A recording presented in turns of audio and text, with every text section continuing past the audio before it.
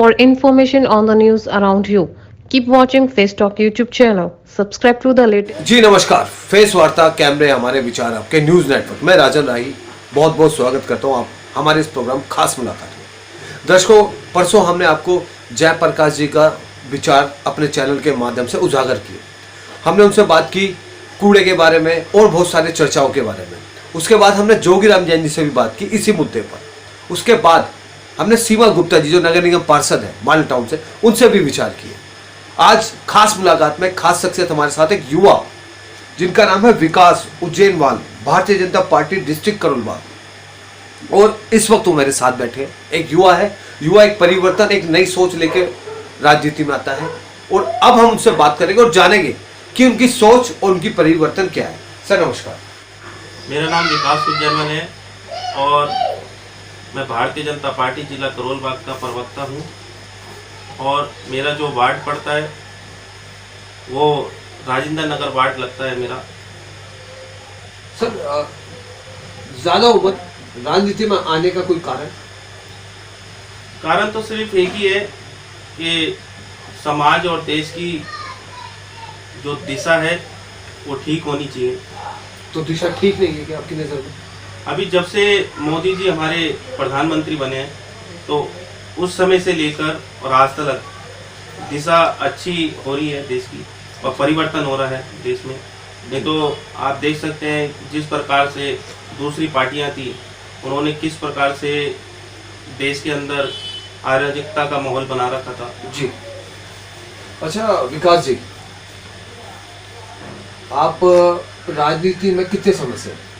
मेरे को 15 वर्ष हो गए और मेरा तो पूरा परिवार का जीवन ही इसमें समर्पित हो गया भारतीय जनता पार्टी में। अच्छा, ये जो इतने सारे अवार्ड रखे हुए हैं समय समय पे जो आप आयोजन करते हैं, जिन जिन संस्थाओं से आप जुड़े हुए हैं, इसका कारण क्या वोट बैंक बनाना है या निस्वार्थ?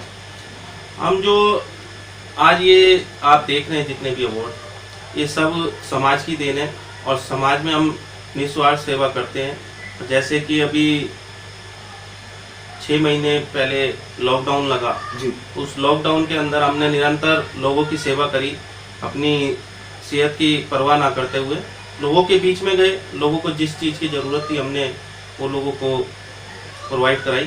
तो क्या आने वाले समय में आप चुनाव लड़ने का रूपरेखा बना रहे हैं?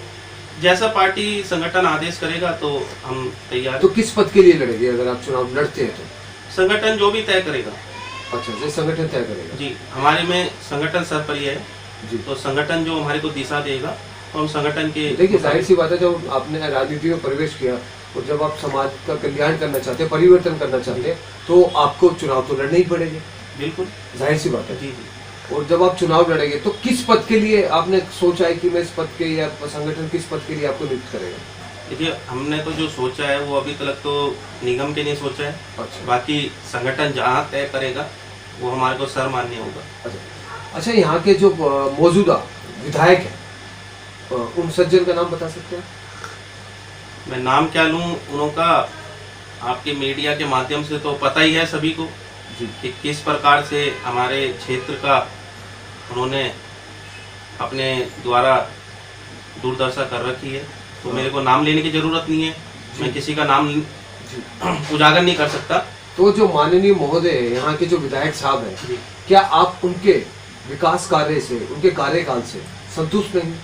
बिल्कुल भी संतुष्ट नहीं है। मैं क्या, पूरी जो हमारे यहाँ के क्षेत्र की जनता है वो भी निराश है उनसे कि किस प्रकार से सड़कें टूटी हैं और किस प्रकार से जो पानी का हमारा जो अभी तक चल रहा है, पानी लोगों को गंदा प्रोवाइड करा रहे हैं।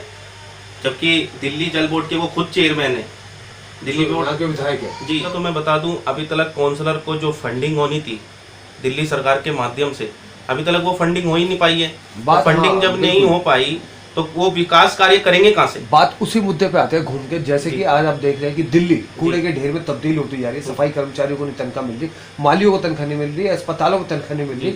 और एक महीने की तनख्वाह तो चलो आदमी एडजस्ट करता है, लेकिन 2-2, 3-3 महीने की तनख्वाह नहीं मिलती तो पूरी घर की अर्थव्यवस्था बिगड़ जाती है। और ये बड़ी चिंताजनक, दुर्भाग्य की बात है। इसके आपकी नज़र में कौन है दोषी? इसमें दोषी सीधी सीधी दिल्ली सरकार है। जो दिल्ली सरकार ने 13,000 करोड़ का हमारा रोका हुआ है जो हमारी तीनों निगमों का 13,000 करोड़ देना है, अगर दिल्ली सरकार हमारे को 13,000 करोड़ दे देती है तो दिल्ली में जिस प्रकार के विकास कार्य रुके हुए हैं उस विकास कार्य को गति मिलेगी। तो दिल्ली सरकार से तो हमने काफ़ी अपील भी की। हमारे जो मेयर हैं वो वहाँ पे उनके निवास पे मुख्यमंत्री अभी जी के- मौजूदा मेयर कौन है? हमारे जयप्रकाश जेपी जी हैं। अच्छा, वो यहीं के मेयर है? जी, नॉर्थ दिल्ली के हमारे मेयर हैं। अच्छा, ये भी जेपी प्रकाश जी जी, क्या? जयप्रकाश जेपी जी का आता है। अच्छा। उन्होंने भी वहाँ पे मुख्यमंत्री आवास पे अपना डेरा डाला और वहाँ पे मांग करी कि इन लोगों की सैलरी के लिए आप जो हमारा 13,000 करोड़ बचा अभी है। बता रहे कि 2 महीने की हो गई है पास, शायद दो दिन में मिल जाएगी। 2 महीने की बीजेपी ने, वो भी अपने दम पर जी। बता रहे कि पास हो चुकी। मेरी बात हुई जो भी रमजान जी से कल इस बारे में, उन्होंने 2 महीने की हम सैलरी दे रहे हैं। नहीं, हम तो हर प्रयास कर रहे हैं, मगर जिस प्रकार से दिल्ली की जनता को और दिल्ली की पब्लिक को बरगला रहे हैं जो आम आदमी पार्टी, वो आप देखिए कि पहले ये कहते हैं कि हम 900 करोड़ कुछ ऐसे करके इन्होंने अभी समथिंग अभी किया जी, हम बजट दे रहे हैं दिल्ली नगर निगम को। हाँ बोला उन्होंने, हाँ बोली जी, थी। तो हाँ भरी, मगर वो पैसा अभी तक दिया नहीं। अगर वो पैसा भी आ जाता तो हम तो सैलरी कर देते, जो हमारे कर्मचारी हैं। उसमें कहीं ना कहीं करप्ट है दिल्ली की ये जो सरकार है, बिल्कुल करप्ट आप दोषी है। मानते अभी देखिए, ये नीयत साफ नहीं है। नियत साफ भी नहीं है और सबसे बड़ी बात है अभी इन्हों का टैंकर घोटाला भी निकलिया है। टैंकर घोटाला भी सामने आ गया है। तो आप, मेरी जितेंद्र तोमर जी से मुलाकात हुई, उन्होंने कहा कि भारतीय जनता पार्टी जिम्मेदार है इस चीज की।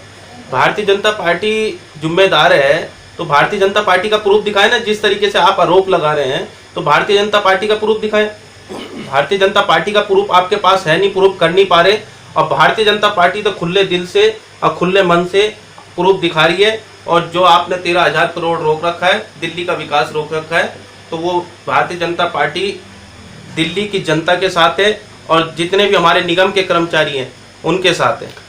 बहुत अच्छी बात। देखिए, ये वो मुद्दा है जो शायद हम जितनी बात करेंगे नए नए मुद्दे उखड़ के आएंगे, लेकिन हमारा उद्देश्य था कि आपकी सोच और आपकी जो उद्देश्य है वो उजागर करना। आपकी सोच अच्छी है, आपने कहा कि संगठन अगर तय करेगा तो मैं चुनाव लड़ूंगा, वो चुनाव लड़ूंगा तो क्षेत्र में परिवर्तन